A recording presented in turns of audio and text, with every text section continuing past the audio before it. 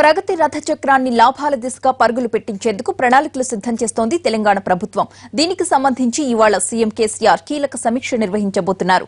అటు కార్మికులు సహకరిస్తేనే ఆర్టీసీని నడపడం సాధ్యమని తేల్చిన సీఎం రాజకీయ కారణాలతో సమ్మెలు చేస్తే నష్టపోయేది మీరేనంటూ క్లాస్ తీసుకున్నారు. నష్టాల సుడిగుండంలో కొట్టుమిట్టాడుతున్న తెలంగాణ ఆర్టీసీని గట్టెక్కించేందుకు ప్రయత్నాలు మొదలయ్యాయి. ఇటు చీటికి మాటికి సమ్మె అంటున్న యూనియన్లకు సున్నితంగా చురకలంటిస్తూనే ప్రక్షాళన దిశగా అడుగులు వేస్తున్నారు ముఖ్యమంత్రి కేసీఆర్. తాజా పరిస్థితిపై సమీక్షించేందుకు ఇవాళ హోటల్ మారియట్లో ప్రత్యేక సమావేశం నిర్వహిస్తున్నారు. ఇందులో ఆర్టీసీలోని అన్ని స్థాయిల ఉన్నతాధికారులతో పాటు గుర్తింపు పొందిన యూనియన్ల నాయకులు పాల్గొంటున్నారు. నష్టాల నుంచి సంస్థను గట్టెక్కించడం ఎలా అన్నదానిపై ఇందులో ప్రధానంగా చర్చిస్తారు. మరోవైపు నష్టాల్లో ఉన్న ఆర్టీసీని నడపడం కన్నా మూసివేయటమే మంచిదన్న అభిప్రాయానికొచ్చింది ప్రభుత్వం.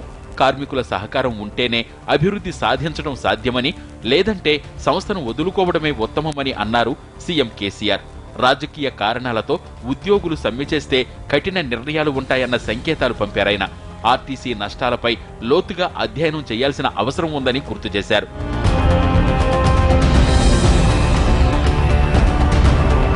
ప్రస్తుతం ఉన్న పరిస్థితుల్లో ఆర్టీసీ లాభాల బాటలో పయనించే మార్గాల్ని అన్వేషించాలన్న సంకల్పంతో ఉంది ప్రభుత్వం. ప్రజలకు మెరుగైన రవాణా సౌకర్యం కల్పించడం ద్వారానే ఇది సాధ్యమన్న అంచనాకొస్తోంది.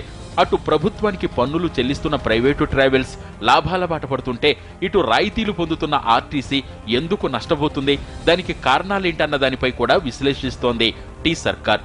ప్రజావసరాలకు అనుగుణంగా సర్వీసులు నడపడం, వాణిజ్య ప్రకటనలు, సరుకు రవాణా, కొరియర్ సర్వీసుల ద్వారా అదనపు ఆదాయం సమకూర్చుకోవాలని సూచిస్తోంది.